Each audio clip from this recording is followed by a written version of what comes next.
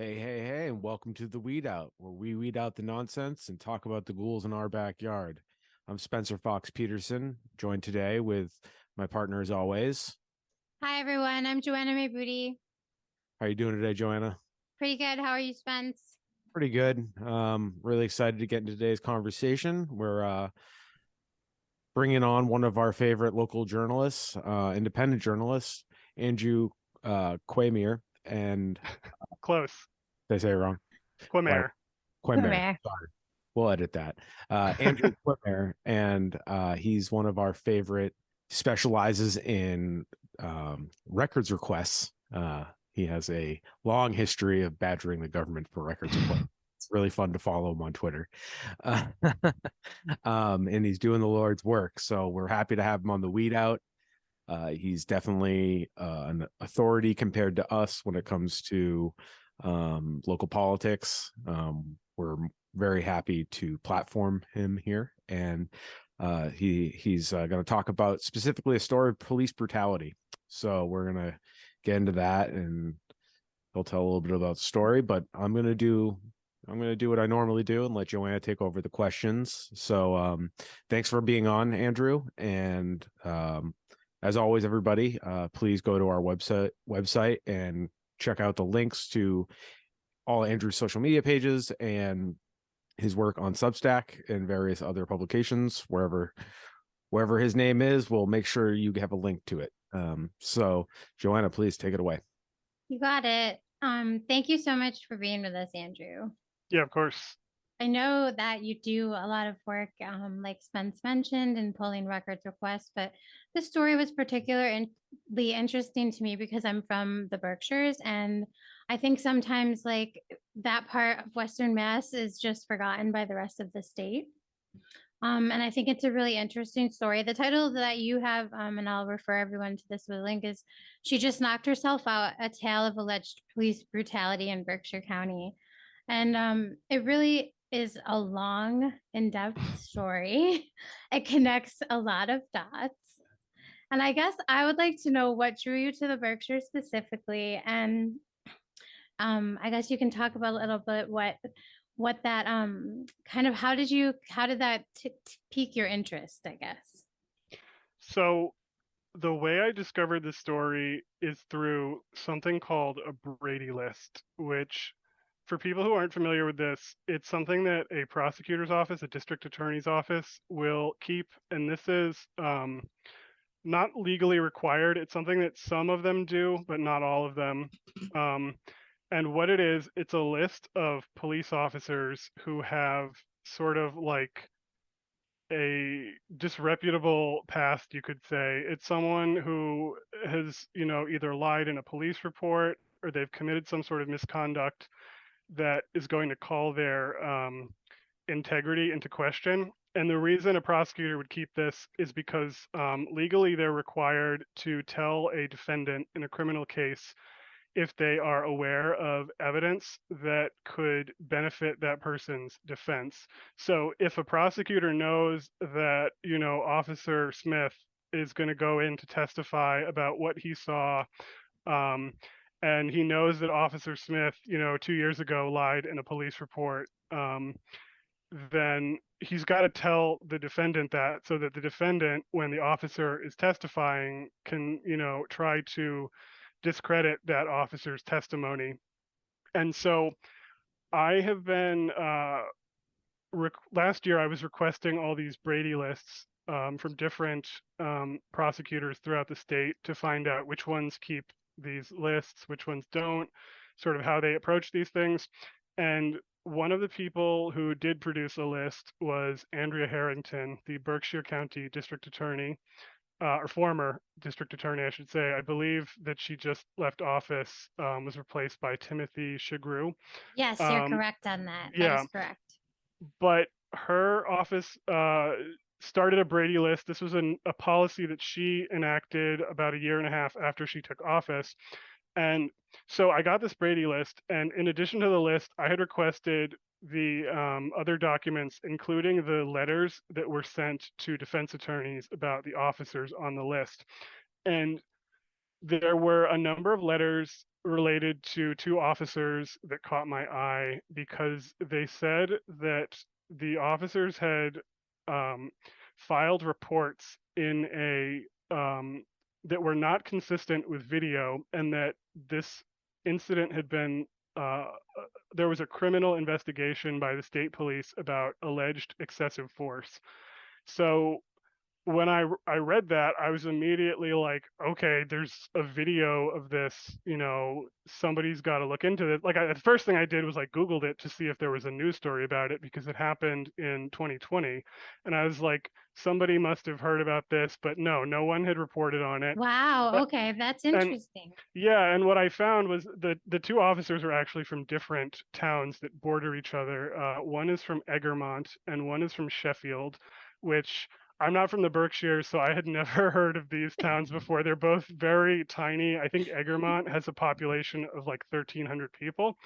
And I was like, okay, that must be why nobody's reported this before, because they're from these two tiny little podunk towns that I hope I'm not offending anyone by saying that, but but they don't have newspapers. Like, nobody in this town is going to be following up on this. And I was like, I have to look into this because no one else is going to.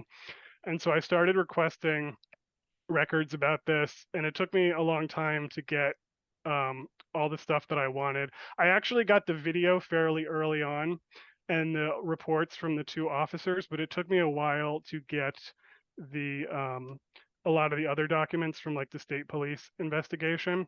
But anyway, to sort of get into what the actual story is, so there's this video, and it's a little ambiguous, like because of sort of the camera angle, but basically this woman is, let's say she's placed into a police cruiser by these two officers, and she's knocked unconscious. And there's two different accounts. The woman is knocked out for about a minute and a half, and after she wakes up, she almost immediately is talking to the police and says, "You threw me into the vehicle. You're the ones who knocked me out." And meanwhile, while the woman had been knocked out, the one of the officers says, "I'm going to get her medical attention," and the other officer says she knocked herself out. And then that's what both officers ended up writing in their reports, that this woman who was in handcuffs and was being held by these two officers, and I can't remember the woman's weight. It's in the police report, but she was not a very heavy woman. Somehow, they're claiming that she was able to overpower two men, and then for some reason threw herself headfirst into the vehicle and knocked herself out. And what the video shows is they're kind of arguing off camera, and this camera is in the back seat of the police cruiser that they're putting this woman in. And what happens is the door opens, and then you see one of the officers holding the woman, and he steps forward and he swings his arm, and then he seems to let go, and the woman goes flying and hits her head. And the other officer is off camera, and he still has his hands on the woman after she goes flying into the vehicle. So it's sort of like hard to definitively say what happened based on the video, but like it's also extremely hard to believe. I mean, this woman, I guess, was, according to the police, was behaving fairly erratically, but it just kind of like defies credulity that someone would like deliberately like slam their head into the inside of a vehicle. And the video like seems to support what she said, that she was thrown into this vehicle. And so the reason we know that this story happened is actually because the police chief of Egremont, Jason LaForest, he talked to these two officers, and he's like, how did this happen? How is this woman knocked out? And he said he was like concerned about what they said. It didn't like make sense to him. So he went and he got the video. This video is actually from the Sheffield Police Department. So he talked to the police chief and got the video. and he watched it, and he told me that he was alarmed by what he saw, and he sort of like hedged on what he told me, but I guess according to the Sheffield police chief Eric Munson, he told Eric Munson that he thought that the Sheffield officer, whose name is Jacob Gonska, he's the one who you can see in the video. He said he thought that officer used excessive force, and so he tells the state police, who open an investigation. And in his interview with the state police, he described the video as showing this woman being launched into the police cruiser. And so the other officer, I should say, he's an Egremont officer. His name is Matthew O'Sullivan. Um, and so interestingly, the police chief, he said that this Sheffield officer used excessive force, but he said he didn't think that the Egremont officer did. However, he did tell the state police he thought that the officer filed a false police report. So I guess, again, he's kind of like hedging on a lot of what he said, but it seems to be that he's basically saying that these two officers are trying to cover up that this one particular officer like threw this woman into the vehicle. Um, and he told this to the state police, but the state police said that the video was inconclusive and they didn't seek criminal charges against either officer for excessive force or for the police reports that they wrote. Um, and uh, it's the district attorney's office ultimately though that files charges, and the district attorney's office didn't file any charges, but it did put the officers on the Brady list, as I had mentioned earlier. um, and then in addition to the criminal investigation, the Sheffield police the Sheffield police chief, like I think it was about a week and a half after the incident happened, he wrote like this really cursory report. It's like not even a full page, and it just like describes that like, oh, the woman just like fell into the vehicle and I can't even tell what happened, and it's the officer didn't use excessive force. And then after the criminal investigation starts, he goes to Pittsfield Police Chief Michael Wynn, and he says, "Hey, can you review this?" Because Wynn was the part of this like regional law enforcement group that will like come in and investigate things when there's like a conflict of interest or something, I guess, or when they don't have the resources to do it. And this is in Michael Wynn's report. It's really interesting. He said, "I don't think it would be appropriate for me to investigate this because I can't like do a complete investigation. But if you want, I'll do an informal use of force review," which that's really weird to say that it's like inappropriate for you to investigate something, but don't worry, I'm going to write this report about it anyway. And so Michael Wynn did not interview any of the witnesses. He didn't do any investigation. He just wrote this like short report, which again said that he couldn't tell what happened in the video. And he like, his description of the video is like that the woman just somehow fell into the vehicle. And so the Sheffield police chief, Eric Munson, did not punish the officer, Jacob Gonska. However, uh, this officer Gonska did apparently voluntarily leave the department as a result of this incident.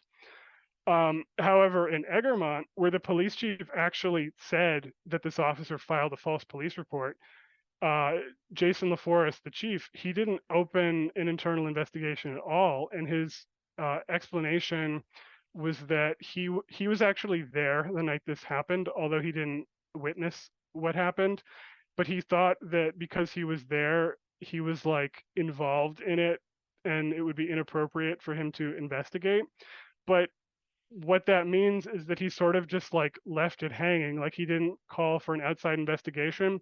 I actually talked to Mary Brazzi, who's a member of the Egremont Select Board, and she told me that the police chief didn't inform the select board of the details of what happened that night. And um, she said she like didn't, she knew that Officer O'Sullivan wound up on this Brady list, but she didn't know why. And when she found out about it, she didn't bother to look into it at all. And she told me that she felt like it wasn't her job. She actually said it's not her job to micromanage the police chief or the personnel director for the town, and that if either one of them thought there was a problem, it was their responsibility to inform the select board. So basically, what happened is these two cops wound up on this Brady list, but neither one of them faced any criminal charges or discipline. Um, and I didn't find this out. This was actually the Berkshire Eagle. I believe the reporter's name is Heather Bello, was following up on my story. And she found that Matthew O'Sullivan, the Egremont officer, actually got a part-time job with the Sheffield Police Department after this incident happened. Um, so I guess the Sheffield police chief felt there was just no problem at all with what happened.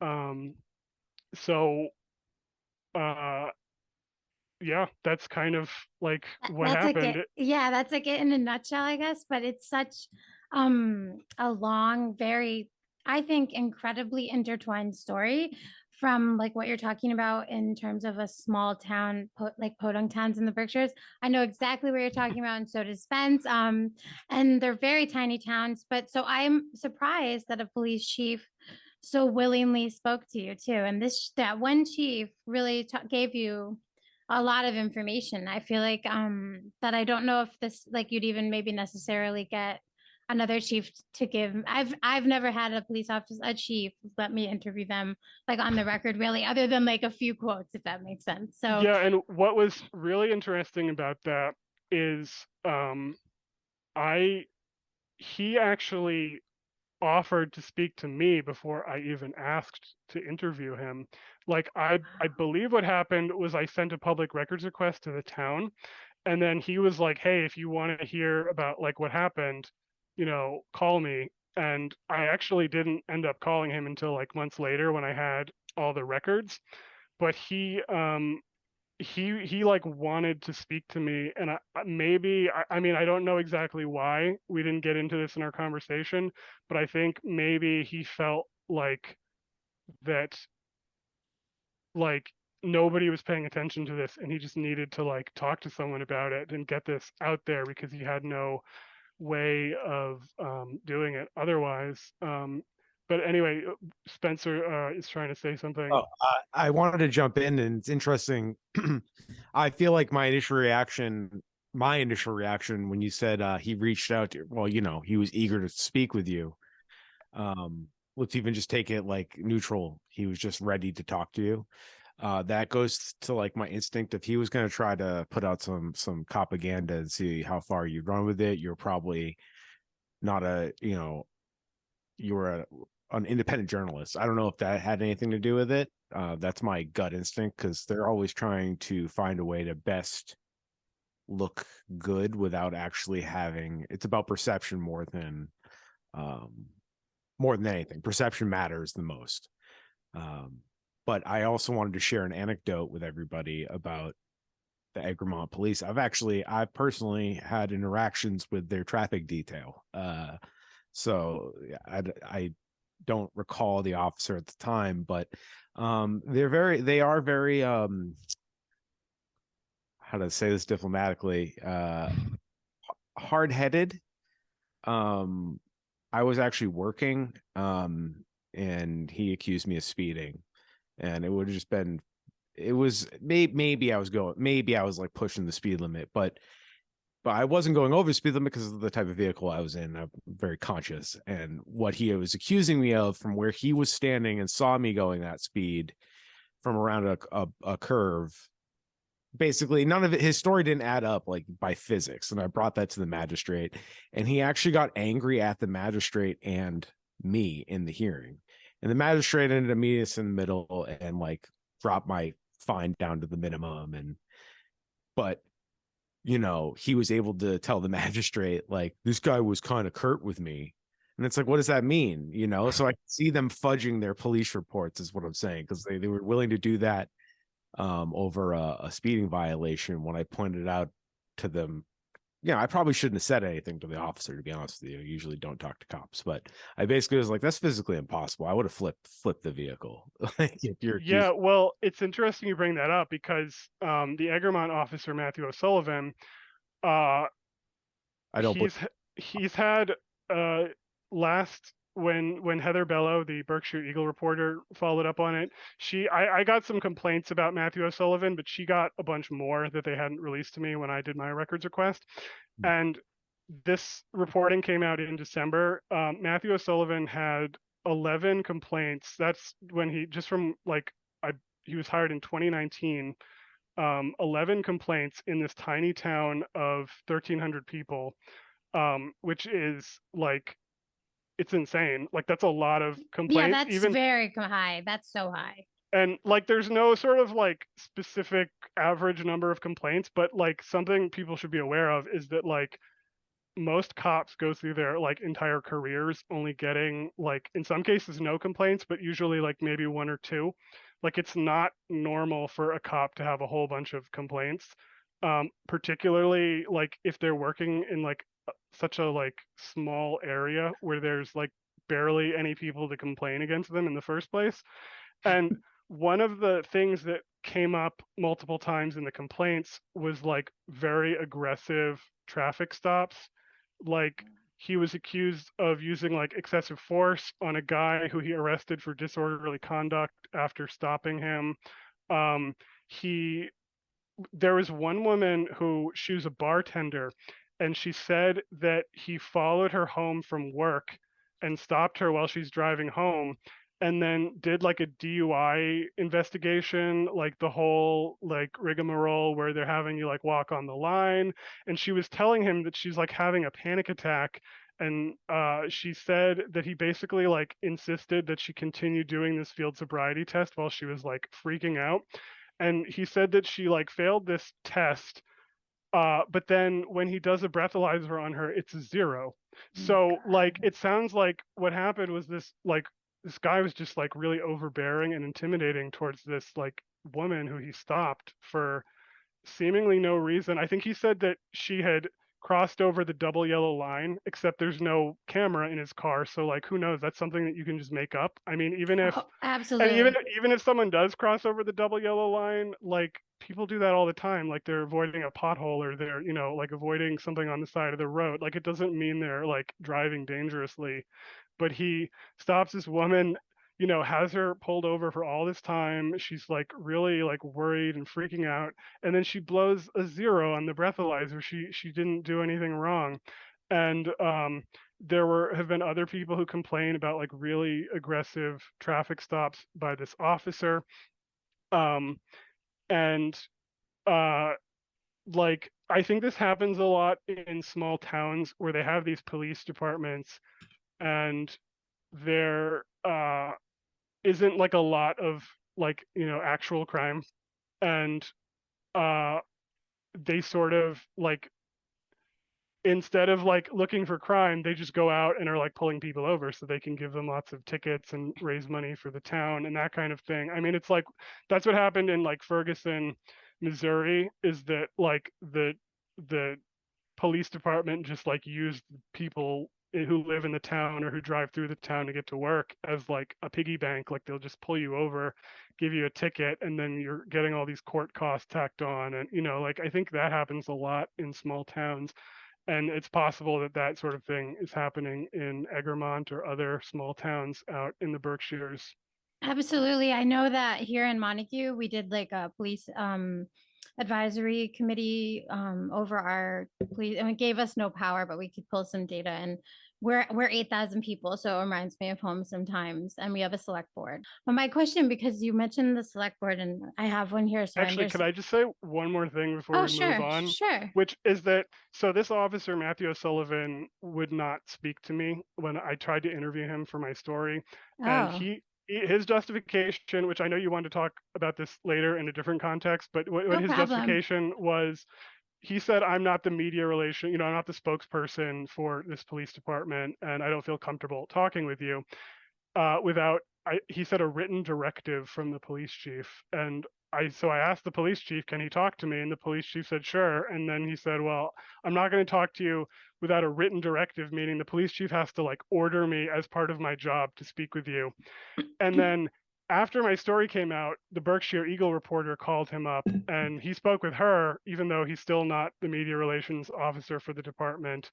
Um, and I did follow up with him and said, hey, it looks like you changed your mind. Would you like to speak with me now? And I never heard back from him. But anyway, what he told her was the reason I get so many complaints is because I'm a proactive officer and I'm out there and I'm more active and I have more interactions with the public, which means there are more opportunities for people to complain against me.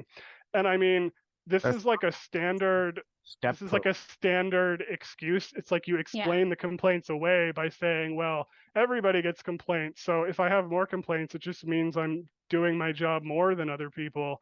And it's sort of like, it's kind of like an amazing thing to say because it's like, first of all, are you saying that your colleagues are not out there like being proactive and doing their jobs? Like you're like a better than everybody and that's why you get more complaints because you're like a better cop?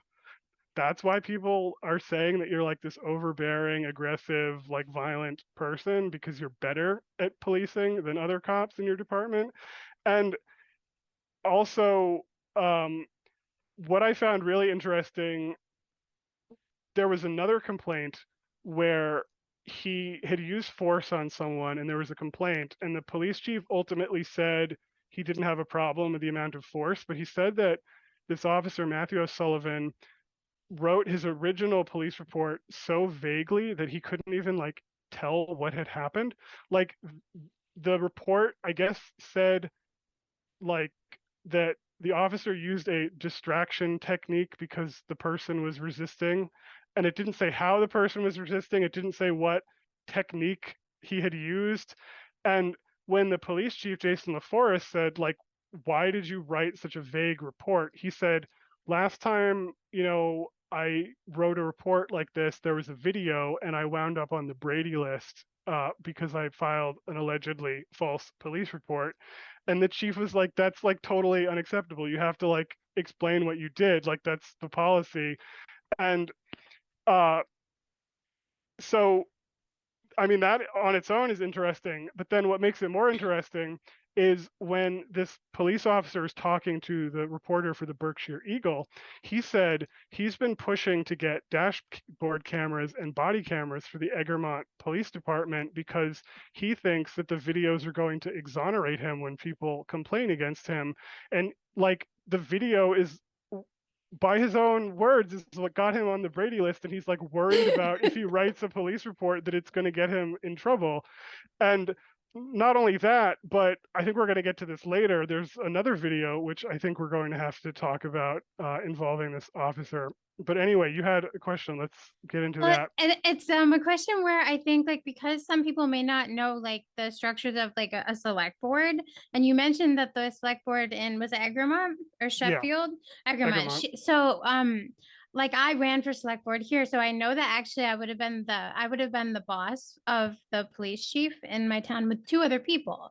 So if I were a select board member and I saw those names or I got all of these complaints from my town members, because like you said, like if people start complaining in a small town like that, like there's usually a actual issue because it's it's not easy reaching out to your town and then everybody knows your everybody knows your name, like everybody knows you're the one complaining.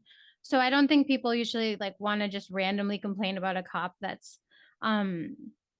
harassing them or bothering them, pulling them over. But I do think, like, I don't understand why a select board member would feel like they don't have the responsibility of kind of like overseeing what's happening at the police station. To me, that is kind of shocking. And so I guess that's more of just a clarifying statement so that the audience knows that typically the select board is almost like a mayor, so they would have input for like what happens at the police department, at least as how I understand it.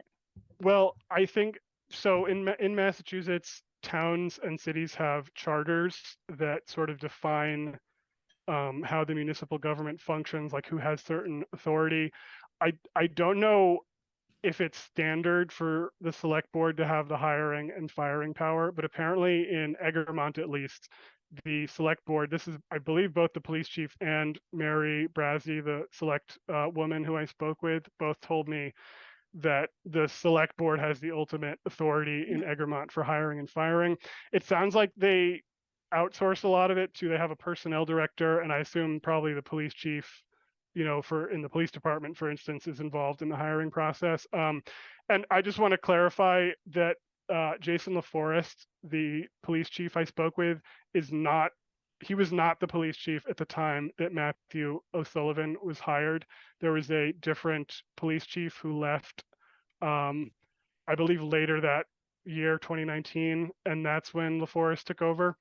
So LaForest was not involved in the hiring process, but Mary Brazzi was on the select board at the time that this officer was hired, which actually maybe we could segue into that video that I had just mentioned, because when Officer O'Sullivan was hired by Egremont, he had resigned from a previous job as a reserve police officer in Shirley, Massachusetts, which is in Middlesex County. He had been working as like a reserve officer, which is like you're not like a full police officer. I think it's like, I don't know exactly how they use them in every town, but I think like they use you kind of when there's like staffing shortages that they need to fill in and things like that, or when they need like part-time officers. But he he'd worked in Littleton and Shirley, which are both in Middlesex County. But in Shirley, he had to resign after the police chief found cause to fire him. And the reason the police chief wanted to fire him is because of another video that I had mentioned earlier, where he had arrested this guy for alleged drunk driving, and he brings him back to the police station. And I guess the guy was like being, not very cooperative and was like arguing with him. And there was another reserve officer named Ian Brown who was there. And according to his report, like it was this guy who was arrested and Matthew O'Sullivan were kind of like riling each other up, like, saying things to each other and getting on each other's nerves. And he kind of had like O'Sullivan leave the room so he could handle things, but O'Sullivan was like coming back to like get like his like stuff or to like ask a question or something, and they would continue to like make comments and egg each other on.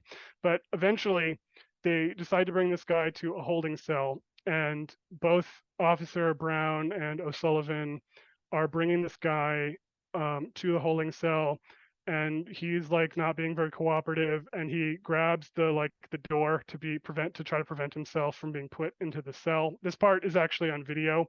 You can't see them when they're leading him in the hallway, but you can see when they're at the door to the cell. And so this guy is like resisting being placed in the cell, and they kind of eventually they push him in, and then the guy is like standing in the doorway, like just not in the doorway, he's like standing in the cell, and O'Sullivan is in the doorway, and he like suddenly kicks the guy in the groin, and then he puts his fists up like, he wants to like start like a fist fight with this guy. And the other Officer Brown, has to push Officer O'Sullivan out of the doorway and close the door. And like they were talking after, you can hear the audio, and O'Sullivan is like, why'd you push me back? And the guy is like, he says like, why'd you push me back? Like that guy like started it. And he's like, you were like trying to start a fight with him, like, you.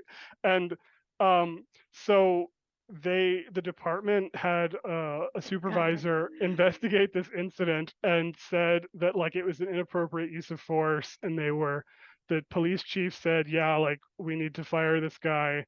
And 5 days later, he resigns. This is in 2017. And then 2 years later, he gets a job with the Egremont Police Department. And, then this other stuff happens where he's getting all these complaints, and he's subject of a criminal investigation, and he winds up on a Brady list. And what I found so I talked to Mary Brazzi about this because like she was one of the people who was responsible for vetting this guy, and she told me she knew sort of vaguely that there was some issue with the Shirley Police Department, but she didn't know what it was. She said that she didn't like review the internal affairs records at the time that the town hired him. She said that she didn't even know if the town had a policy of like requesting the records from the employers to review them. And I also spoke with the police chief of Shirley, who's the same police chief at the time that Oh, this had happened. And he told me that if a new potential employer reaches out to them, they put a document in the person's personnel records to show that they've been contacted. So he said that if Egremont had reached out to them for a copy of the records, there would be like a record of that in their personnel records, and he said there wasn't. So there's no. It appears that Egremont just like they knew that this guy worked for Shirley because they actually, when they hired him, the police chief made a Facebook post that was like, this is Matthew O'Sullivan and he has experience working as a police officer in Eastern Massachusetts. But they didn't reach out to the departments to find out like what his record was. And if they had, they would have found out that, he had to resign from his job because of this other incident. And um, like when I asked Mary Brazzi, like, why did you hire him when this other town um like found cause to fire him? She said, this is like a verbatim quote. She said, that's an interesting question.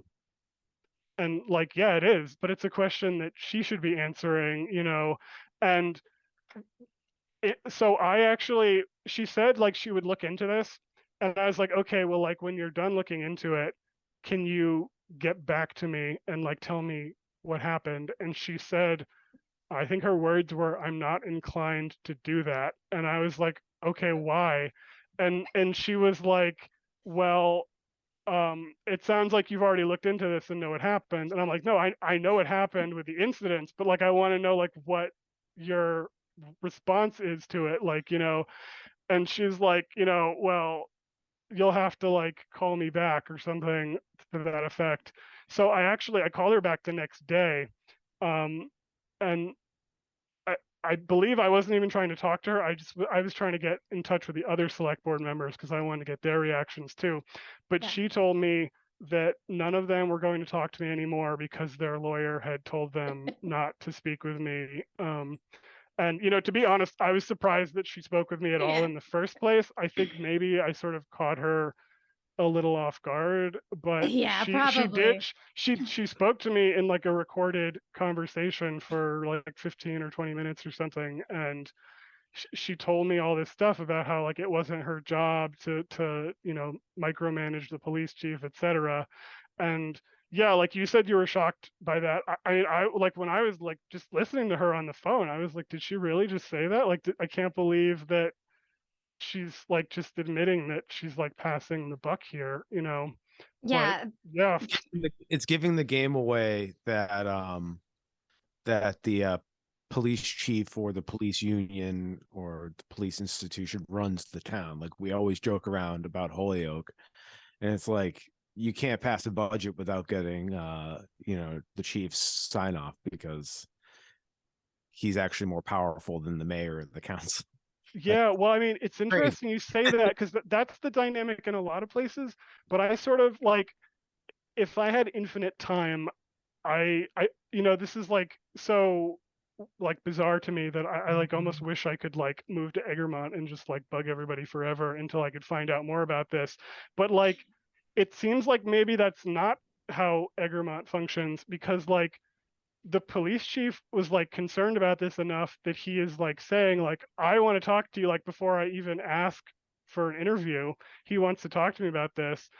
And he uh like maybe he doesn't have all the power in this town. Like he kind of stopped talking to me eventually, so there's only so much information I could get out of him. And like obviously the people who run the town aren't going to talk to me anymore.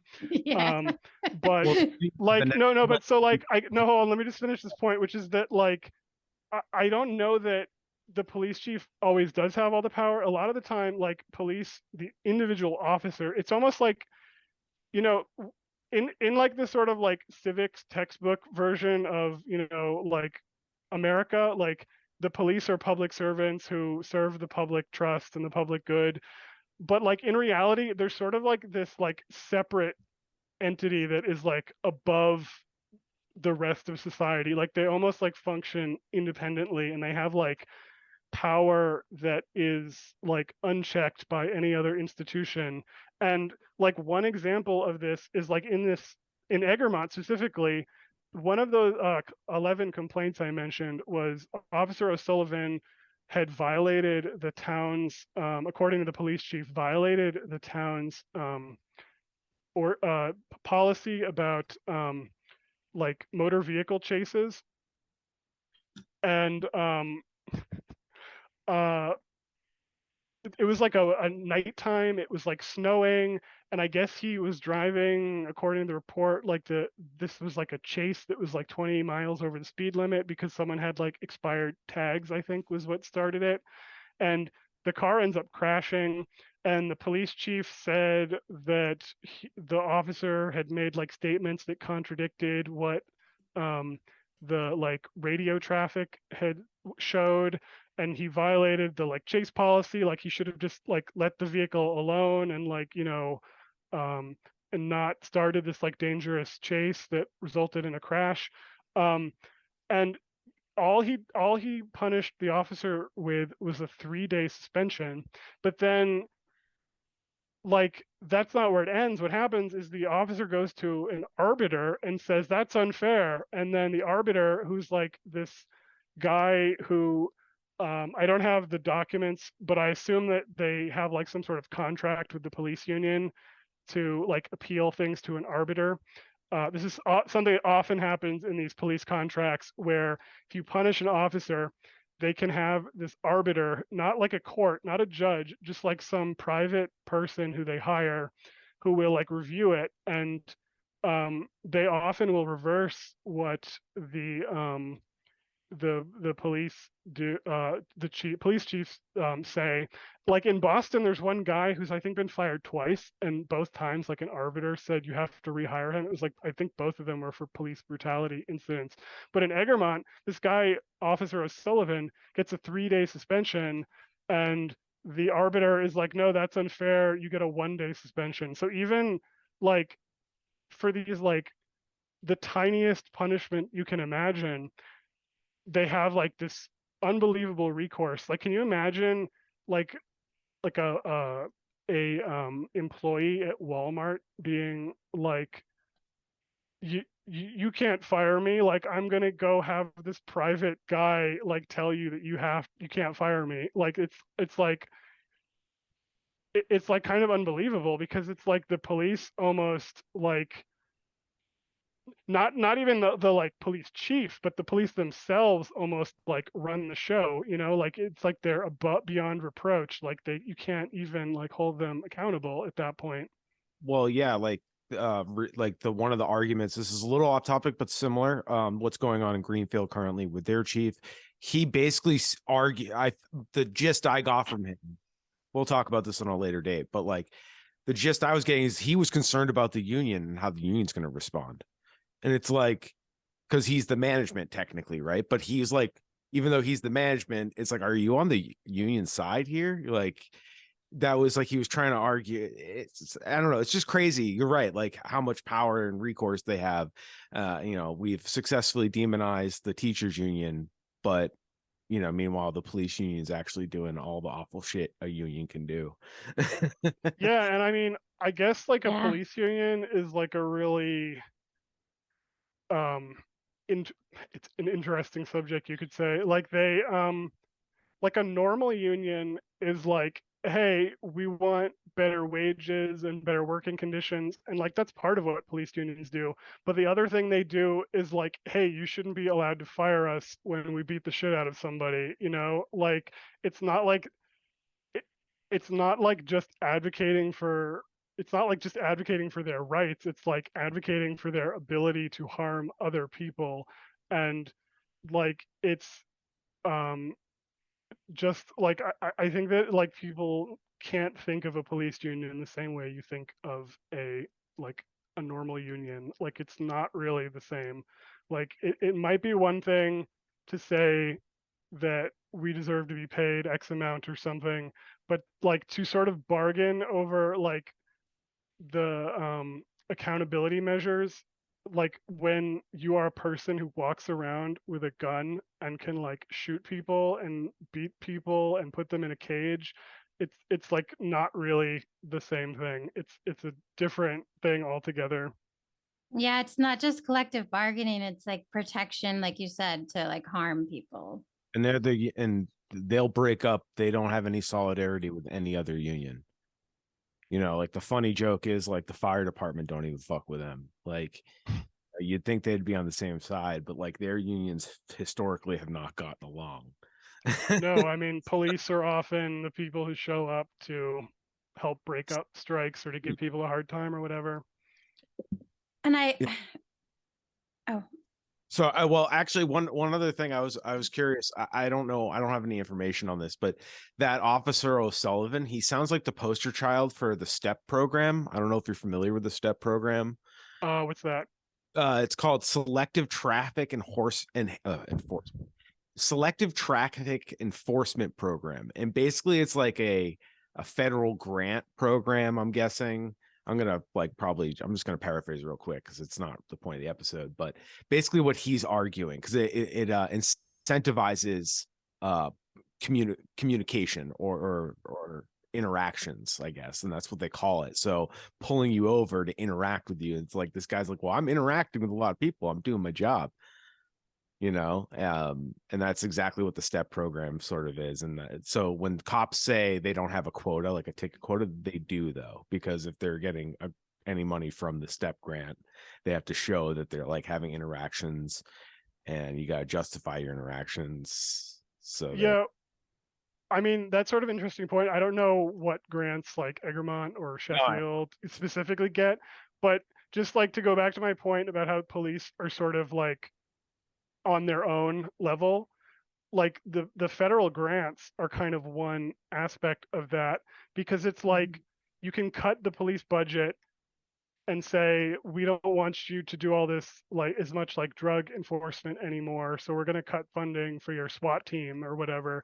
But then they'll just go to the federal government and they'll get a grant to fund their SWAT team and do it anyway. Like they can, there's all these grants for like, you know, there's like the famous one is, or infamous I should say, is like the 1033 program where they get like military gear.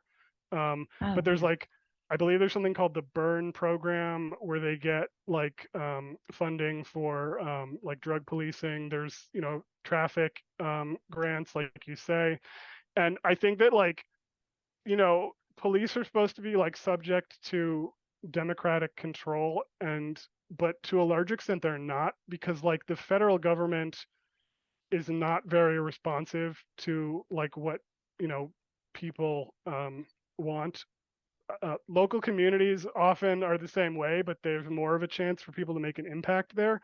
But if the police can just go to the federal government and say we're going to like use all these grant programs to do whatever we want, even if the local community thinks, you know, we shouldn't be pulling as many people over, we shouldn't be doing drug policing, we should be, you know, like scaling back, and we should only be investigating serious crimes. The police can just be like, well, you know, we're going to get grants and do whatever we want. And I think that's like one aspect of it.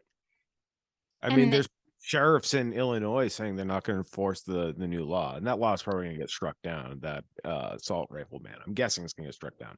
But Yeah, yeah, oh, and there's sheriffs what just was like, it? we're not going to I, enforce that law. It's like, wait, what? I think You don't get I'll that. I think I'm gonna double check this. I think it was Pittsburgh, where the town, or I'm sorry, the city. Yeah, okay, this is Pittsburgh. City passed like an ordinance that's like, we don't want you to pull people over for like minor traffic infractions because we're trying to reduce the number of traffic stops so that they won't result in like, you know, harming people, like violent encounters with the police. And the police chief said that they're just going to pull people over anyway because not being able to pull people over for these minor infractions was hurting officer morale. So he's like saying that the police are going to be real sad if they're not allowed to harass people for minor traffic infractions. And so they're so sad about it that they're just going to break the law and do it anyway, even though they're not allowed to. And like that's kind of, I think, how a lot of police see themselves, is we're just like, we are this separate entity, we're separate from the other parts of the government. Like there are no checks and balances that can prevent us from doing what we want, because we just deserve the sort of latitude to like act on our own discretion, without any restraint. And this article just shows that to like down, in my opinion, so well, Andrew, because it's like there's this chief in a small town and he's willing to like admit that something might be going on. He's willing to talk to you. He's referring it to Pittsfield. And like I guess I That was almost actually would the like you to Sheffield. run. I was hoping you could like maybe run us, because there's so many checks involved, like the state police and the Pittsfield Chief of Police. So like this is just another example, I guess, and I guess you can talk more on this, like how even when they're trying, like the small town police officer was trying in some way to have some sort of checks and balances, they're holding each other accountable. So like the people at the higher levels were just basically like, oh, I found, and like you said at the beginning, like Chief Wynn even said like he wrote a report, he couldn't fully investigate it. Yeah, I mean, that's part of it. Took me a long time to write this, and part of it was because of the number of like agencies involved, and just to sort of show like all of these people were involved in this, and the sort of extent of what happened was these two guys wind up on a list that, just to be clear, this Brady list I mentioned, it doesn't stop them from testifying in court. It doesn't really punish them in any way. It just means that defendants will have to be informed that the officers engaged in this conduct. So that this was not a punishment in any way. So just that was the only sort of outcome of this. But the number of people who looked into this, there's the Egremont Police Department, the Sheffield Police Department, there's the Massachusetts State Police, there's the Berkshire County District Attorney's Office. Oh yeah, okay. There's the Pittsfield Police Chief. And then another weird thing about the Pittsfield Police Chief's report, which I didn't put in the article because it was so long, but he said he was going to have one of his officers also look into it, like separately from him, and then they were going to like compare their conclusions afterward. And she did not write a report though, and there's nothing in his report about what she found. And I found this very like bizarre that he would say that he's going to have this other person look into it. And I tried to talk to both that officer and the police chief. The officer didn't respond to me, and the police chief had his like assistant talk to me, and she initially said that, oh, this has nothing to do with the Pittsfield Police Department. It's the Egremont and Sheffield Police Departments. Go talk to them. And I was like, I literally sent her a copy of the report with his signature at the bottom, and was like, he wrote this report. Like, that's what I want to talk to him about. You saying, like that he didn't do this. And she was just like, we have no comment, like, so I don't really know, like, and like the other thing is that when I filed a records request with all these people, and the Pittsfield Police Department, the chief said that he reviewed all of these records, like the video and stuff, and they didn't give me any of those records, even though I asked for them. So like, either they're not following my records request, or the chief like didn't actually review these records. Like it's so and then like the other thing is I want to talk a little bit more about the state police investigation, because Absolutely. to show how thorough this investigation was, they did not talk to Matthew O'Sullivan, and they have reports showing like their efforts to talk to people. So like if he like refused to talk to them, there should be a report about that, right? Like, Right. but there's absolutely nothing. Like, we called Matthew O'Sullivan, we called his lawyer, we sent him an email, nothing. You know, they didn't, as far as I can tell, did not reach out to him, and the state police wouldn't talk to me, so I couldn't get any additional information from them beyond what was in the reports. And then they recorded these conversations with the witnesses they did interview, but I don't have the recordings. I just have these reports that summarize what happened. So like that's how I know some of what the Chief LaForest told the state police. However, Jacob Gonska, the Sheffield police officer, he did talk to the state police, and they did record his conversation, but there's no report. So I have no idea like what he told them, like how he justified what happened, how he explained it. I do have his like original report that he wrote for the Sheffield Police Department, but I don't know what he told the state police. So like we don't really even understand why the state police or the district attorney's office reached this conclusion that there, you know, no criminal charges need to be filed. Like it's just the investigation was so like shallow, and they didn't even bother to document everything that they did. Like, and I would sort of question whether that is like standard protocol, or if it's only something that happens when, you know, you're investigating your colleagues in another police department. 30% But of tax dollars at work, everybody. 30%. yeah, And so like I did not see the article that Heather Bellows you mentioned hmm wrote. So I wonder like where is this? I know that I would call her a victim that of what may have occurred. It seems like from the video, like something was she was assaulted. I would hope she's okay. I know her name hadn't been released in your at the end of your article, and I wonder like where is that now? Did they drop that? Is there any more information about that, or is it kind of just everyone's moved on? So just to clarify one thing, I do know who the woman is. I know her name, and I have her phone number, in fact, because the police didn't redact it from one of the reports they gave me. Um, I have reached out to her, did not hear back.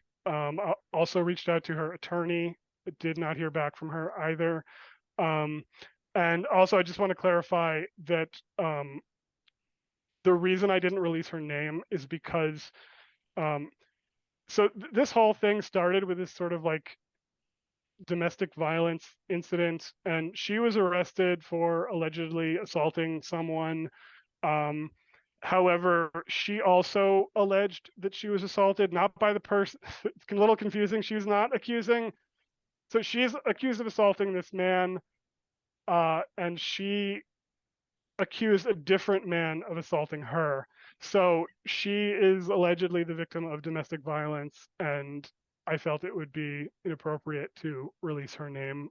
However, I did reach out to her, didn't hear back from her, um, and is I have no idea what happened. I mean, I know Okay. that she did go to the hospital after this happened, and the doctor said she had head trauma and her neck was strained, um, probably from, you know, what happened, one would assume. So I don't know.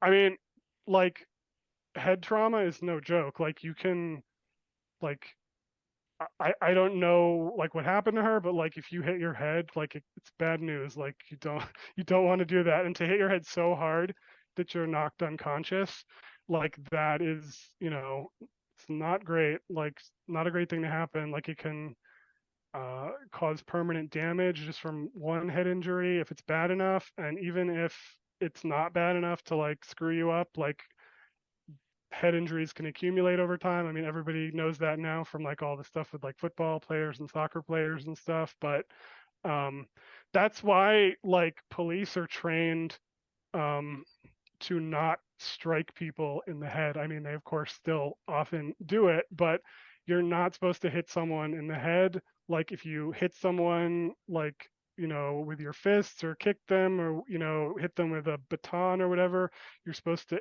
aim for other areas because of how dangerous it is to hit someone in the head. But, you know, that's what happened to her in this incident. She like slammed her head so hard that she was just like completely knocked out. And like you can, if people watch this video, they will see the officers like lift her up after she's unconscious, and her body is completely limp. Like she just like she's her head is not supported, and it like sags down, and you can just tell that she is unconscious. Like so she hit her head pretty hard, I guess.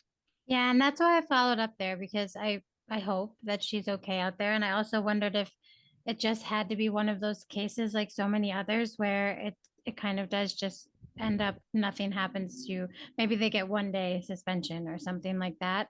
But I agree with you. It's scary that that can happen because, like you said, head trauma overall. Like even if she did have something, even if she was resisting, the police should not be giving us head trauma. So I think I just was hoping that there was some potentially more information with like a good outcome. But I think it's amazing to bring this to light because again, the Berkshires are like considered America's premier cultural resort. That's actually the slogan of the area. And there's a large portion of people that are not wealthy, and it's has a lot of poverty, in fact, and people that small towns and different police stations with many different styles. And you don't always, I think, like this story, like you don't always know what's going on in small towns, I think, and this really highlights um, how something really tragic can happen in a small town. And then even if you try to go out and get help or kind of rectify it, it's not necessarily going to happen. I am glad that the Brady list exists, and I do hope that like more DAs and people hiring use those. I didn't know much about those until I read your article and looked into that more. So that was very interesting to find out Yeah, about. and just to clarify for people, those do not exist in every part of the state. Like, for example, the Worcester County doesn't have one. This is something that even though prosecutors should be doing it, not all of them do. And like when they don't do it, it really raises like a serious question. They're not obligated to keep the list, but they are obligated to tell people when there's misconduct by the police that could affect their integrity, you know. And for them to they work like the police might not work for the DA as like their employees, but they work with the DA every day. Like that's how criminal cases are brought. Like the police will say, "Hey, we arrested, so and so for, whatever," and then the DA will look it over and bring charges. And if the DA, is working with these people on a daily basis, but doesn't have a method for tracking which people there are concerns about, it just like really raises the question: are they actually turning over this information to people when they're supposed to? And like, I don't want to get into it too much because it's kind of off topic, but like the Worcester Police Department is currently under federal investigation for a pattern and or practice of excessive force, racial discrimination, and they call it gender biased policing, which it sounds like they're being accused of like raping sex workers basically, or sexually assaulting them. Um, but yeah, the Worcester County DA doesn't keep a Brady list, and I think this is sort of one of the factors. The Department of Justice doesn't tell the public like why they start these investigations, and there's like a million things, which again is why I don't want to get into too much detail. But I think sort of like the failure of a DA to provide any oversight to the police is like probably one of the factors that played a role in this case. And so Andrea Harrington has a lot of faults, or had, I guess we could say. She's not the DA anymore, but at least she started this policy of a Brady list, and I think that all the DAs need to do this, and that I really think, my own personal opinion is that we need a state law that says you need a Brady list, and that's something that New Hampshire passed, I think, last year. Within the last couple of years, a law that there's like a statewide Brady list, and I think that's a great idea that every state should implement. Yeah, I agree with you completely. And I know you even mentioned in your article that like there are like WBUR covered like a dozen different police kind of like moving around Oh throughout yeah, the I can't, state. can't believe I didn't mention that earlier. So Yeah. I just wondered if you could talk about that a little because I know we mentioned like this officer Sullivan came from Shirley to Egremont. There's a lot of towns here. So Yes. but then I'm like, but then I'm seeing this other article that you shared, and I just think I would agree and completely hope that like thank you, Andrew Harrington, and I hope DA Shagru follows through in the same way because that is such a good resource. And why wouldn't you want to be at least within like at least trying to do good in your community by your community? So that was shocking to me though. That was at least a dozen police officers reported you had put in there.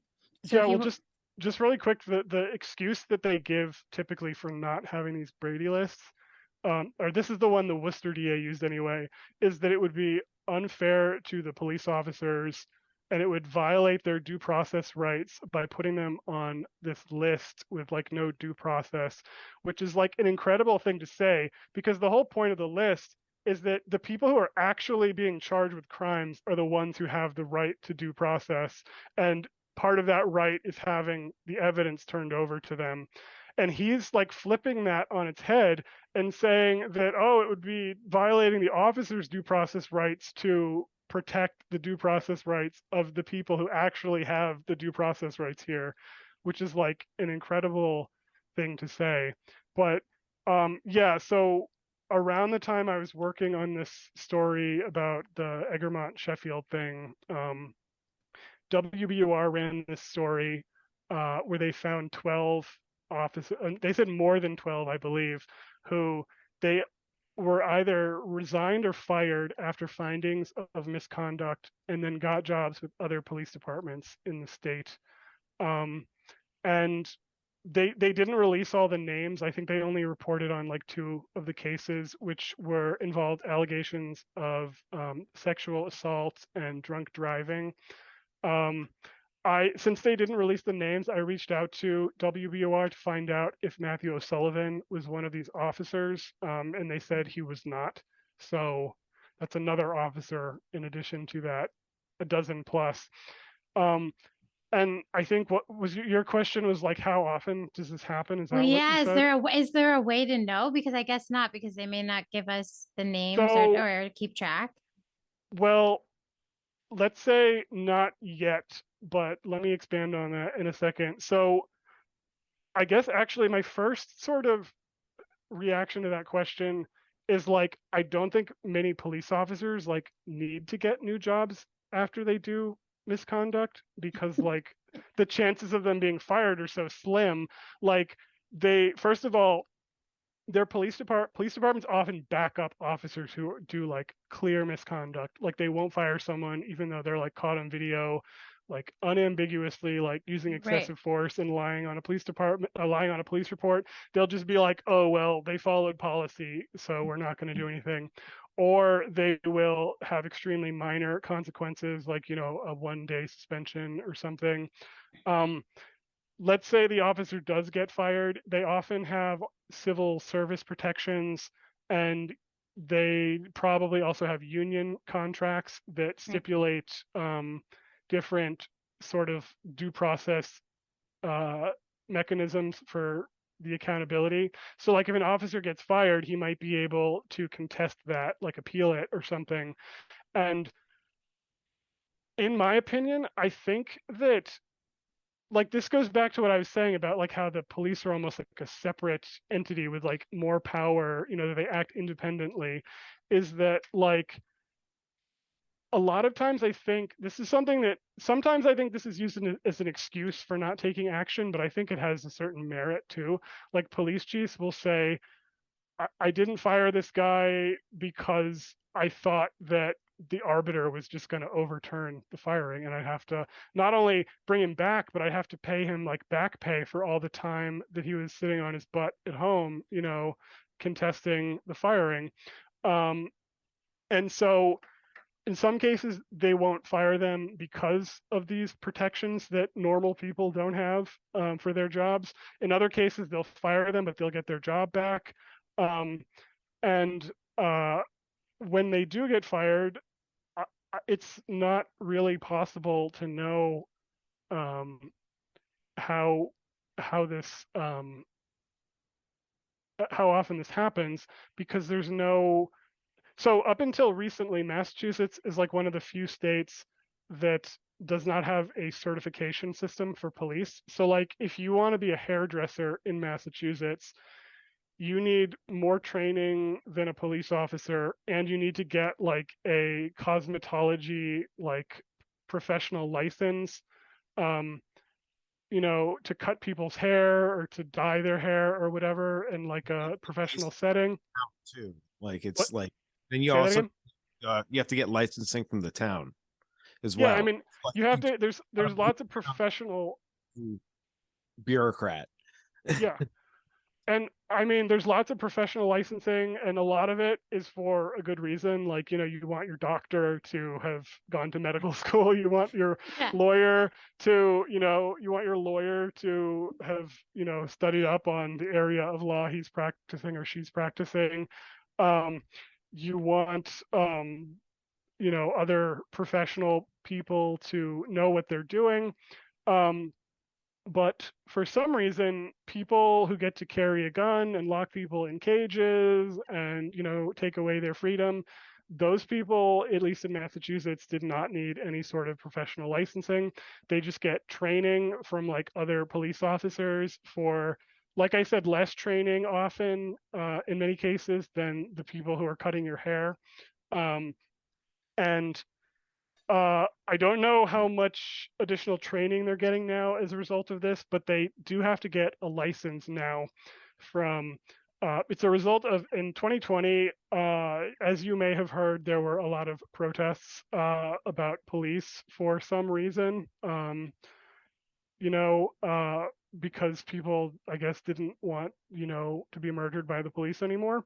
So Massachusetts passed the police reform law in 2020, which was watered down in some respects because of Governor Baker opposing certain elements of it, which was like a really cowardly move by the legislature because they could have just, overrode his veto, but they didn't. Uh, and they passed this police reform law. It creates the Peace Officer Standards and Training Commission, which is basically it's the certification body for police. It creates all the standards that for policing that like are statewide standards, because uh, police will often set their, the departments, they set their own policies. There's a lot of gray areas where there's no like state law mandating X, Y, and Z for like don't choke people, for instance. Like I think that was one thing that was actually banned in the police reform law. I would love Uh, to see a social media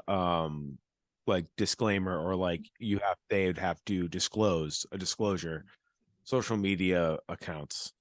And if they get, because like dude, some of these guys are actually sitting on the side of the road and collecting money as an influencer too while on the clock.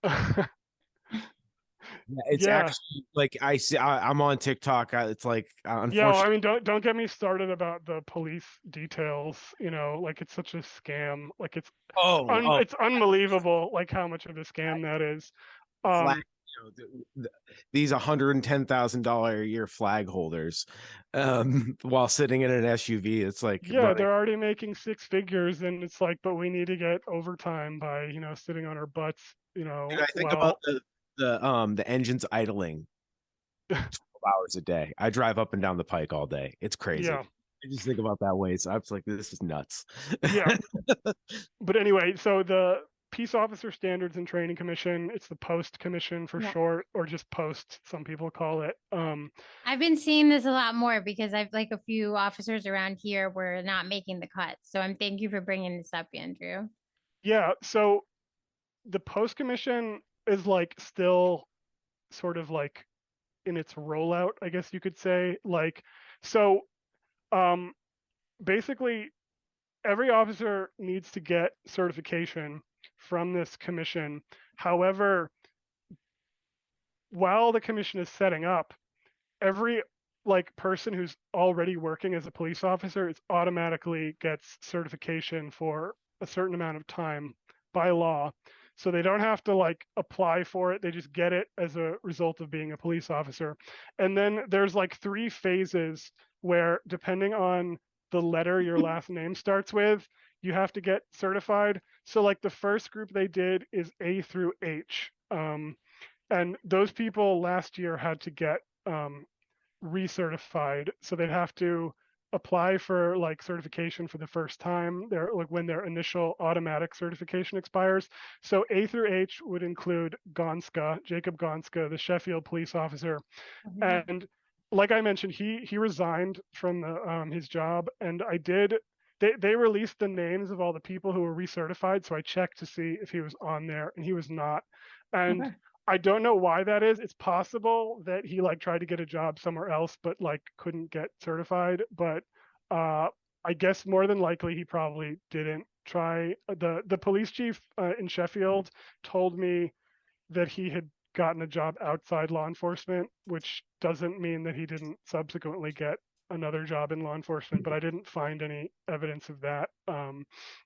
But the other officer, O'Sullivan, doesn't have to get recertified until later this year.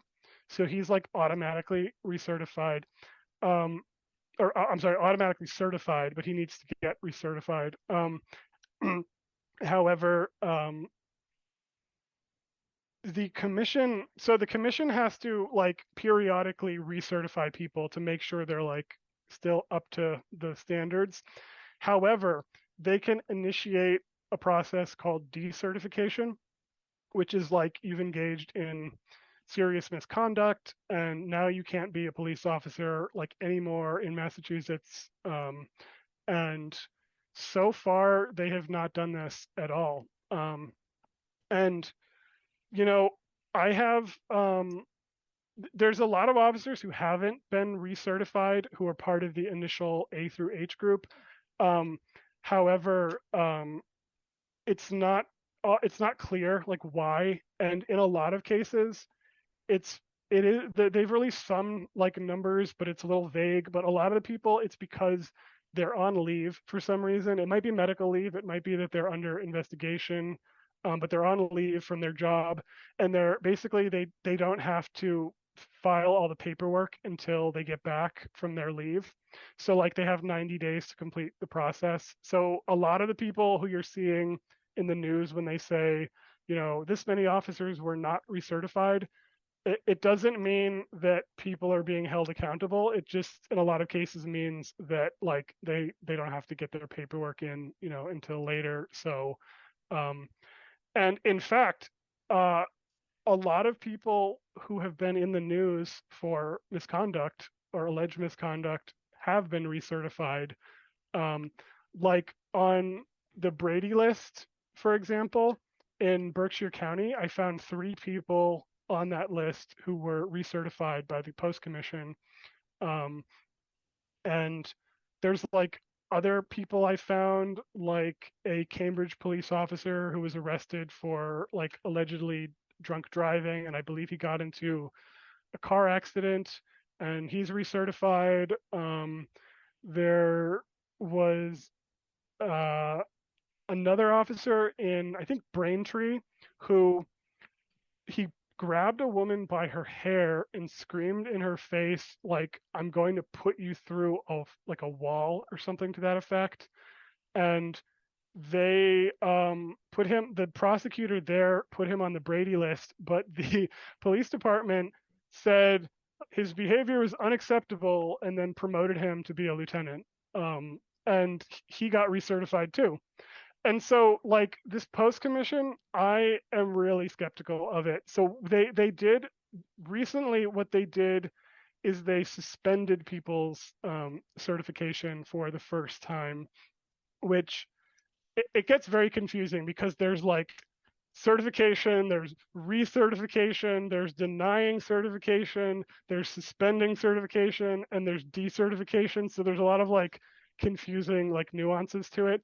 But the suspending means like we haven't decertified you yet, but you have, I believe, I don't know if it was all of them, but I think it was at least most of them were people who had either been like convicted of or were at least like charged with committing crimes.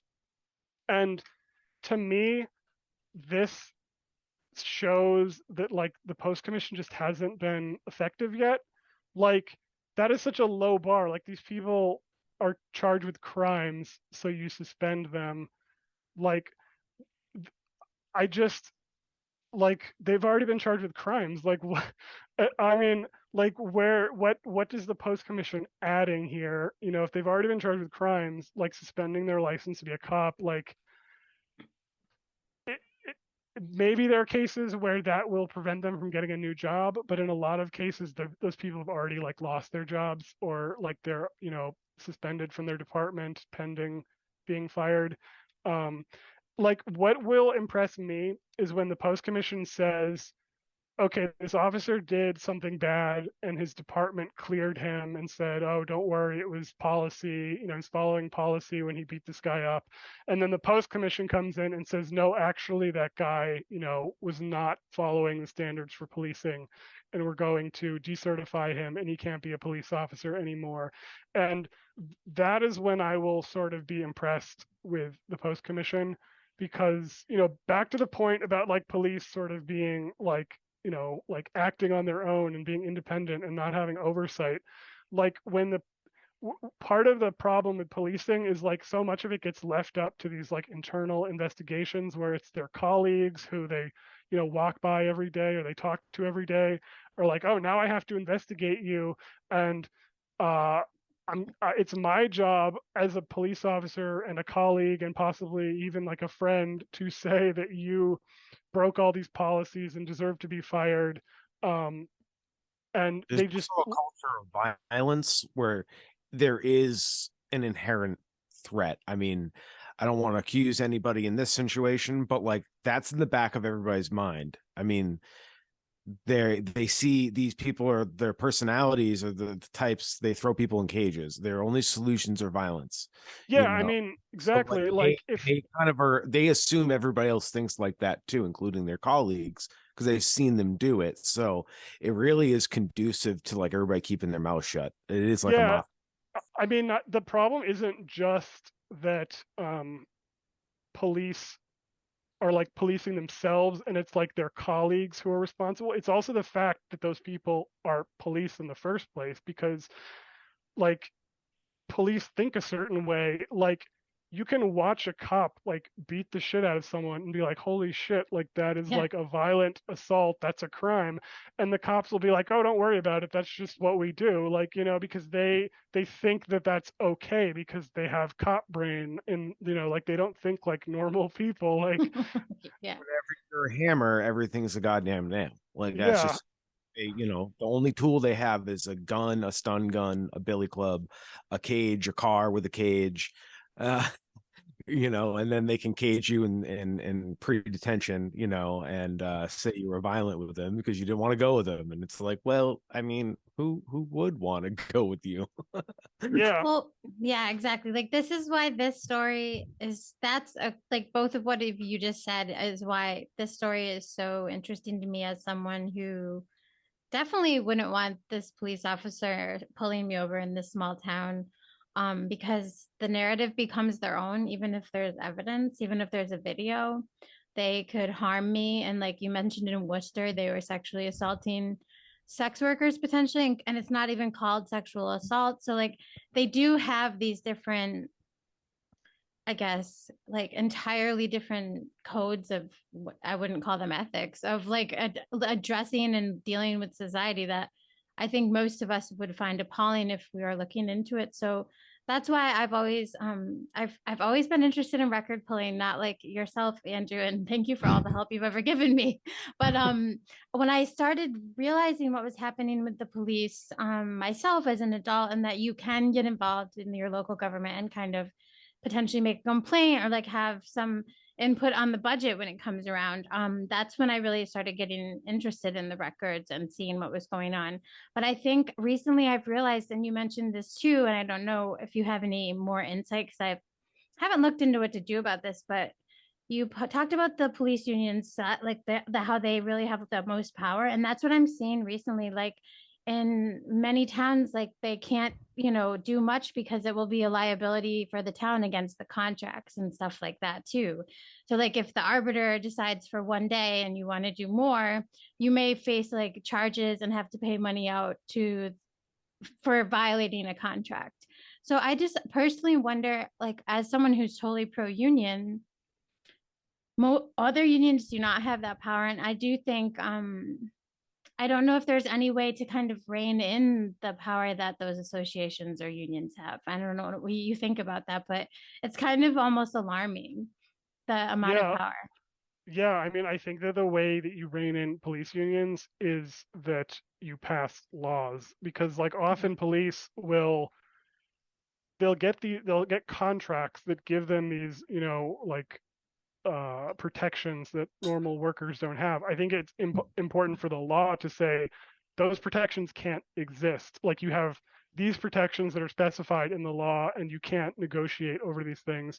Because I think that like police unions have so much power, because if they will not like negotiate, things will go into arbitration, and then the arbitration will like have to come up with some compromise, and it just like prevents any sort of like I mean, like you can look at what's going on in Boston right now, where they're trying to rein in all this like insane like overtime, where the cops are they're like millionaires. These police are millionaires because they're like standing around, twiddling their thumbs, playing on their phones, like like while they're supposedly directing traffic. And they have these contracts where like if you show up for 15 minutes, you get paid 4 hours of overtime. So cops will like walk paperwork down to the courthouse and then clock out, and they'll get paid like for 4 hours, time and a half. And it's like it's totally insane. And you have people who are making like more than the mayor. And the mayor, Michelle Wu, is trying to rein in a lot of these practices, and she's trying to wants to get like civilian flaggers to take over for the police so that they can, I mean, one, it'll save money, and two, it will cut down on like the police overtime. And in theory, you think that the police would, and the police claim their goal is to protect people from crime. So you would think that what they want to do is go investigate crimes, not like direct traffic. But no, they'd rather direct traffic because it's awesome to have a job where you don't have to do anything and you get paid a shitload of money. Because like that's what they really care about, is the money, not the public safety. And like one of their arguments has been that, oh, if there's like a crime near where we're directing traffic, we'll be able to respond very quickly. And I think one of they said this at like a city council meeting. I can't remember who asked this, but one of the city councilors was like, well, if you have to leave to go like address a crime, you like can't direct traffic anymore, right? And they're like, yeah, we can't do both at the same time, and the crime would be our priority. So it's like it doesn't even make sense from like a public safety perspective to have the cops directing traffic, because like if there's a crime, they have to leave, and like now nobody's directing traffic. And I think there's been problems where like there aren't enough cops to direct traffic, so like there's like projects that can't be done. It like stifles the development for the city. Like it's so crazy, and it's all just because these cops want to line their pockets. And but like it all comes down to like these negotiations with the union. Like Michelle Wu is trying to actually get concessions from the police and rein in the overtime spending, but they are being so resistant, to the point where I haven't been following it super closely, but the last thing I heard was that they were like the negotiations had kind of like stalled, and they might end up going to some sort of like arbitration or something. But like the cops never want to give up their overtime. They never want to give up their like paid details. They just they want lots of money. And I mean, you can't really blame them, but like it's not like a good result for everyone else. Yeah, and it's not feasible for society because, like you said, like they're supposed, technically they are supposed to protect us. And I know that's what we're told, but I know there are Supreme Court and other court, they're actually supposed to protect property, and like what they show by assaulting us, especially in this article that you have written about this poor woman who, even though you're involved in a domestic violence dispute, doesn't mean that when someone gets there, they potentially need to harm you more while you're in a state of crisis. That's not protecting or serving or doing any of those things. And I think when you think about it that way, and you think about your own job and not if you don't have a union, you're not in a union. Um, for me, I always just hope that these stories will reach people that maybe don't know about getting involved in their town or their budget. And like I had to ask you because I would love to reach out to state level people and ask them to please pass laws about police unions, because as much as I support unions so much, I know I just watched in Greenfield, they brought the union member with them, and every single question was basically like that would be a liability and the town would have to pay money. So it was almost like it was like almost like we won't keep you safe. We won't be able to do our jobs. Almost like threats, like low grade, but still like it was very, it was almost alarming to see the power that, and like so thank you for speaking on that. I think and I hope down the line that more and more people will want to have some of the money that's going towards, say, like someone dropping off a piece of paper for 15 minutes and getting paid for 4 hours at like $100 an hour. That just isn't sustainable for communities, and libraries are getting closed so that police can make the kind of money they make. Or libraries are being defunded in some towns and different places across the state. Even right now in East Hampton, they're trying. Yeah, and I could go on a whole rant about how important Yeah. libraries are. Me Like, too. like I have spent a bunch of time at a library this year, like reading like microfilm and stuff, and like they do so many important services, and like they're just like to pay police like 250, $300,000 a year when like half of that money is from like directing traffic or like dropping off paperwork or just doing stuff like that. Like it's just it's completely insane. Like we need to fund other services, and I think that like we're headed in this direction in this country where I think the powers that be are going to, in the next however many years, or over the next however many years, they're going to want to like kind of force austerity on everyone and say, oh, this like economic crunch caused by COVID and all this other stuff. Well, we're just going to have to take money away from normal people, everyday people, instead of, finding ways to like support people during these difficult times. And, you know, uh, we need to like rein in services, like we need to rein in institutions like the police and the courts and the jails and the prisons that are costing our society so much money and often not even providing services. They're just harming people. And we need to spend that money on uplifting people instead.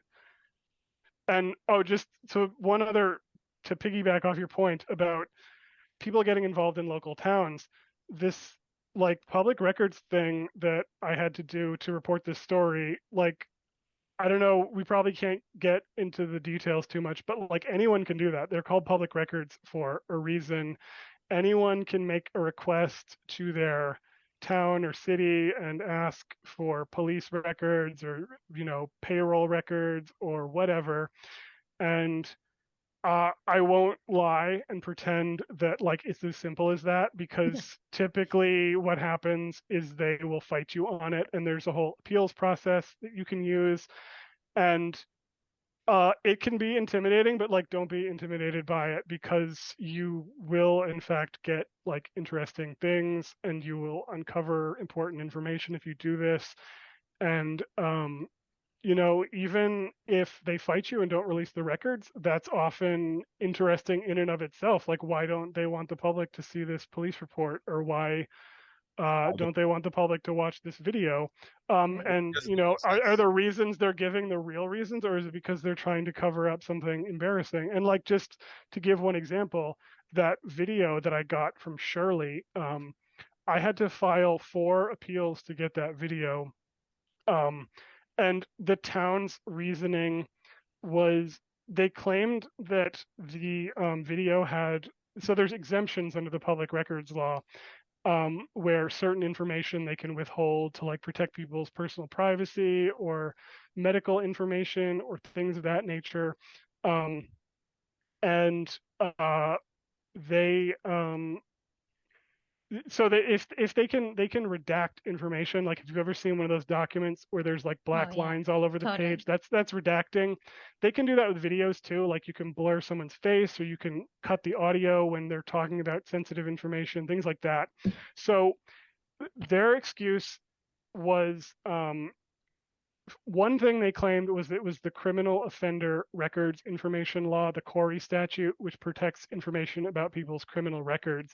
And they made this like absurd argument that, well, this guy was arrested, so it's Corey information and we don't have to give it to you, which is like, it's like an amazing thing to say, because you're saying almost every single person who the police use excessive force on is a person who's being arrested. And that means that if this were true, I mean, it's not, it's a bullshit reason. If this were true, then you could like never get a video of police using excessive force because it would always be related to someone being arrested, right? And in in fact, the state police like made the same argument when they wouldn't give me the video of the Egremont incident, which I got. Which is funny because I already had the video from the Berkshire County district attorney, but then here the state police are being like, well, we're super secretive and they might not have known that I had the video, but they're like, we don't want to give it to you, because it shows someone being arrested. And we're never going to give you a video of someone being arrested, even when it shows excessive force by the police. But anyway, Shirley, they also claimed that it had like medical information and stuff. Okay. And so they were like, we bought video editing software specifically to edit this video. Like we paid money to buy software to edit the video. Stop. And after we bought it, we found out that it couldn't make the edits that we wanted to. So that's pretty interesting that they bought this software without like actually looking into what it does, and then messed around with it for no reason and found out that it didn't do the thing they wanted. I guess they didn't like talk to the person who sold it to them or whatever. And I kept appealing and I was like, this is completely ridiculous. Like there's like free software that, like on the internet that you can download that will edit the video. And I think I even told them, like, I just want the clip where they like kick the guy in the groin. Like I don't need to see like everything of him being booked by the police. And they actually finally, they, after being told for like I think the third time that they couldn't like withhold the video, or it might have been the second time, I filed 4 appeals, but for like reasons they will get like closed for like procedural reasons. But they were told 2 or 3 times that they hadn't given a good enough reason to withhold the video. But finally, they are like, we partnered with an outside media group to edit the video, and they provided me like hours of video that show this guy like being booked, and like it's completely ridiculous. And like I didn't even need to see all this. Like they edited audio from parts of it, like where they're talking about the guy's home address and like medical stuff. And like literally I went in with free software that came with Windows on my computer and I clipped out the part that I wanted. And like that's all they had to do. And instead of like buying software and like fighting with me, and they actually had like a private law firm write a letter to me about how they weren't going to give me the video. And they did all this stuff, so they're paying lawyers, they're paying for software they don't need, and like all they had to do is go into Windows and like open this video up and like cut, I think it was like 50 seconds of video out of it and give that to me, and I would have stopped writing appeals, but like, they had to give me a hard time. And like but I don't want to dissuade people from making public records requests, because even though it's often difficult, it's rewarding. They gave me a hard time, but I did get this video, and now people can watch it and they can see what happened, and they can understand like why this police officer had to resign from his job, and they can see like how inappropriate it was for another department to hire him. And, you know, I had this other video of this other incident, and people can see for themselves how all this stuff played out. And it's not because I'm like a journalist and have magical powers. It's because I did something that anyone can do. Like anybody can write these requests. It's as simple as writing an email to someone. You know, you look up their email online, you write an email, you say, hey, I want these records. I'm writing this under the public records law. And if they won't give them to you, you can write to the Secretary of State's office and complain and get a decision. And if they still won't give it to you, you can keep writing appeals, and eventually you might get something. Um, and like more people should do that, because it, again, it's not like a superpower. It's just like something that anybody can do. And I may have more knowledge about it than most people because I've been doing it for so long. But like you shouldn't be intimidated by it. It's public records, and they're public, and anyone who's a member of the public, you know, I believe the law says any person can request records. It doesn't matter if you like live in Russia or China, like you don't even have to live in Massachusetts or even in the country. You can write an email and get public records. Anyone can do this, and anyone can uncover, you know, misconduct by the police or by other government officials. And you know, and everyone should try. It's a really rewarding thing to try, I think. I agree, Andrew. And I think I met you because I saw how much you were doing online, and I reached out because I do records requests, but it can be, I still think, a little, sometimes it's just a little nerve-wracking because you don't know, or you might get a letter from a lawyer. So I would love, because we just talked a little bit about it, if you would come on again and we could do a whole episode where maybe we could make people feel a little more comfortable and go over, and we can share like other resources, because I know you shared with me like even the template for how to write to them and ask for things. And sometimes that's helpful, but I think I guess a question that ties back to the story about records would be, did you find it was much easier in some of the smaller towns than it is? Like you said, the state police won't talk to you, wouldn't give you things at all. Does it vary from town to town, just like the policies do, on whether or not they'll be more forthcoming or not forthcoming with the records? It really varies. I think what it has to do with is the culture of the place that you're requesting the records from.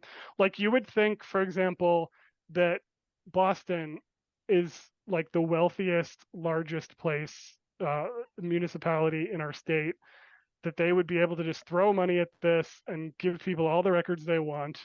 In reality, they are just like, they're horrible, they're awful, like they're so difficult to get records from.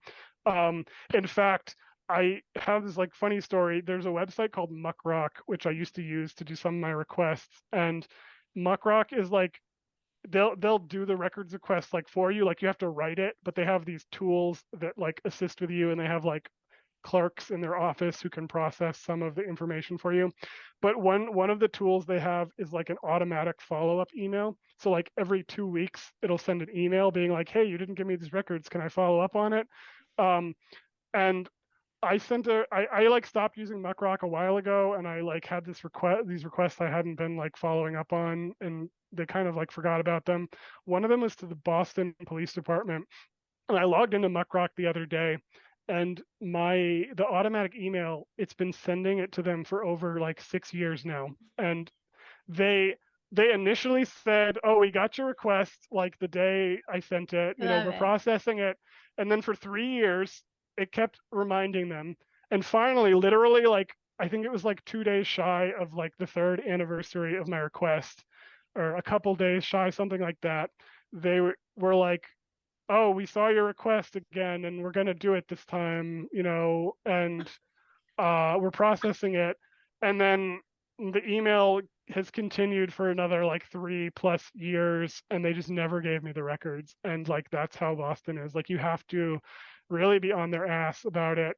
And they give you such a hard time. And like, Springfield is awful. Worcester is like, we could do a whole episode about Worcester, how they they spent years making these bad faith arguments in court to withhold police misconduct records from the Telegram and Gazette newspaper. And there was just another ruling about that recently. So the three biggest municipalities in the state are just awful about public records, particularly things that relate to police misconduct. And incidentally, or perhaps not incidentally, they also have huge problems with police misconduct. I mean, Worcester is currently under Department of Justice investigation. Springfield had an investigation that recently, and Boston had the police union president who was raping children, while he was a cop for 20 years, and various other problems. And then small towns, it varies. I mean, the state police, again, are a huge institution with lots of money. They can spend whatever money they want on tasers or overtime. They have so much overtime money that, people can steal it for years without anyone noticing, but they just don't put any money into public records responses, and they will ignore you if you don't continuously follow up with them, and they'll write responses that deny you records for completely ridiculous reasons. Whereas small towns will sometimes do that, with Shirley, for example, but not always. I mean, it really varies. And I think to some extent it's about how persistent you are. A lot of these people, if they realize you're not going to stop bothering them, then they will eventually get tired of it and, acquiesce to your demands. But sometimes they won't. That's why lawsuits sometimes happen. But that's a whole topic. I'd love to come we on can again, totally, I would love that. to. Yeah, totally. Because I think it's just something that people should know how to do. And thank you for your persistence and just the way that you say that we can all do it, because it is actually something that I think probably makes others nervous, like myself. But you, like you said, you can find the most interesting things out. But I'm so grateful for your persistence and your investigative journalism, Andrew. Just finding out about these things and bringing stories like this to light. It's just so important. So I just want to put that out there. Thanks for saying that. I know, I just know how much time it must be and how much time it must take to even be that persistent. So thank you. This is going to be a good time to remind. We talked about how any citizen can, or anybody anywhere should be doing records requests, and we should be encouraging transparency in our government. We should be pushing to change laws, all the things we mentioned. But the only thing we haven't talked about was how to support journalists like yourself. We emphasize here in the Weed Out, the reason we want somebody like yourself on is because we want to platform other people that are doing work that everybody, it's going to take the whole village here. So everybody's going to do their thing. And as much as it's good to encourage individuals to do stuff, but you can also, with more effectiveness, support, follow, share people that are more experts at doing these things like yourself. I don't know if you how comfortable you are with being called an expert, but compared to us, you are an expert on records requests and journalistic bona fides. You've been doing it longer than either of us, and we only kind of dabble in the journalism every now and then when we report with the shoestring. But I guess where can we find you? First of all, shout out all your outlets and. Oh man, first of all, you just got me thinking, I have kind of a cynical thing to say, which is that right now it's really hard to support local journalism because I don't think this is true in the Berkshires. I think they're owned by some different companies, but a lot of papers in Massachusetts are owned by Gannett, which merged with Gatehouse, which previously owned a lot of papers. Gannett is the USA Today company, and they own hundreds of newspapers. And it's just a meat grinder. They will buy up these papers and then they will just lay people off, and they'll merge papers from different towns into regional papers. And it's so hard in some ways to tell people to support local journalism because it's you can yeah, sure, sign up for a subscription to your local paper, but it's not going to actually support journalism. Like they're just going Oh to like no, lay off a bunch of we're people. talking specifically yourself. No, I know. I'm sorry. I just like you got me like on a little bit of a rant, No, but we It's for don't. okay. me, thankfully, I don't work for a Gannett newspaper. I'm an independent journalist. So if you want to support my work, you can give money directly to me. I have a Substack newsletter. It's called the Mass Dump, and you can sign up for subscription for free, which is great because you can read what I write. But even better would be if you sign up for a paid subscription because there's like a small cut that goes to Substack, but the rest of it goes directly to me. And if you are the kind of person who doesn't like getting like emails, like you'd rather just like follow me on Twitter or like check my website every so often, you can send me money on PayPal. There's a link usually at the end of my stories or in the like about section. Um, and you can send money that way. And again, most of it goes directly to me. So be super appreciative if people do that because it really is a lot of work to do this kind of thing, and like it means a lot to me when people like recognize that it's important and that they want to support it, and nobody can lay me off because they decided they wanted their like quarterly reports to look better for their investors or whatever.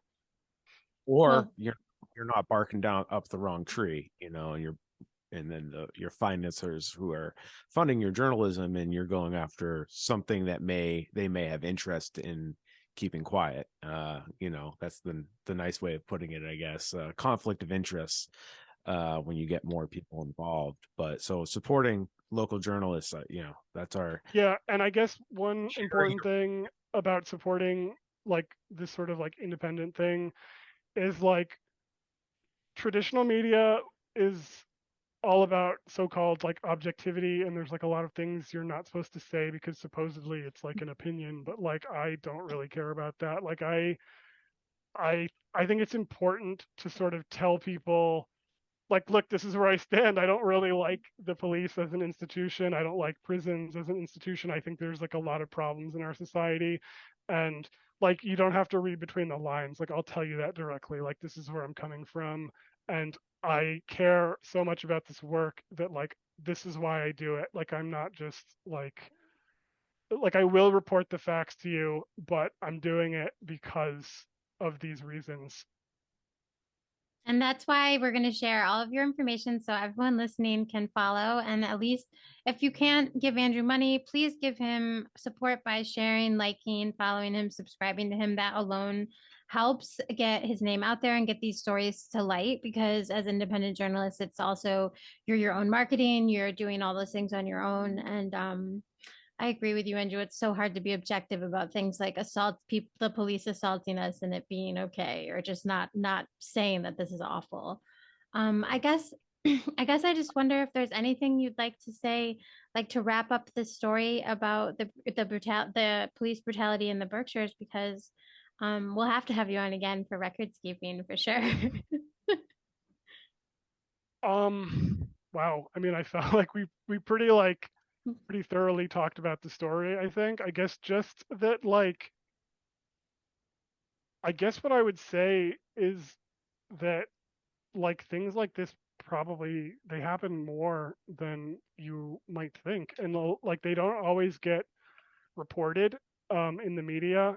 Not even because of like, you know, oh the media doesn't want to report them or something, but like as I was saying, like you have all these reporters getting laid off, like it's like a slaughterhouse with journalism right now. Like local journalism is kind of dying, and like when that happens, what that means is um that stories like this will go unreported, and that's why it's important to find ways to support local journalism, whether it's independent journalism or like again, I hesitate to say that you should subscribe to your local newspaper, not because I don't support the journalists, but because of like the companies that are like destroying journalism.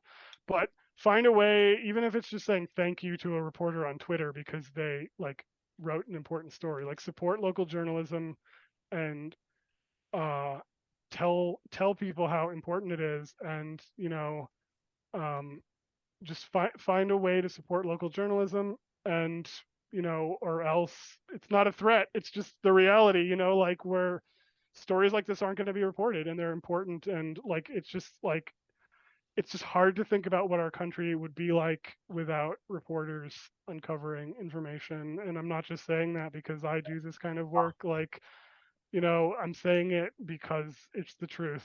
Like, we need people to expose the truth about, these institutions of power that abuse people, that take away our freedom, that waste money and resources that could be spent on uplifting people. um, and knowing about that stuff is like the first part of the battle, so we need people to either do the work or to support the work. Absolutely. So I want to thank you for coming on, Andrew. We appreciate it, and I want to remind everybody, call to action to go check out Andrew's article regarding this situation out in the Berkshires. It's called "She Knocked." What was the byline, Andrew? It's called "She Just Knocked Herself Out," which is a quote from one of the police officers, and then "A Tale of Alleged Police Brutality in Berkshire County." So yeah, we're gonna post that on our episode website, but we'll also if you go to Andrew's Substack Mass Dump and subscribe there, you can see the article there. We recommend giving it a read so you can get a little more context on what this episode was about. And you can watch the video as well. There's also other media there as well. So we're going to get this out in podcast form, probably do some other social media stuff with it. There's a lot of issues in quote unquote progressive Massachusetts. We tout that, but you have the Sandra Birchmore issue in Eastern Mass, and her murder, I should say, and cover up by the police. And then this issue that you covered so diligently in Egremont. There's a lot to uncover, so everybody please check Andrew's work out. We appreciate everybody listening, and thank you, Andrew, for coming on. And yeah, it's been awesome, and we'll definitely do another one. Yes, absolutely. Thank you so much for coming on. Thank you so much. And Joanna, I'll let you say goodbye to everybody. Oh, everyone take care, be well, and support your local independent journalists. And please start with our friend Andrew, because he is doing the work out there. So just be well.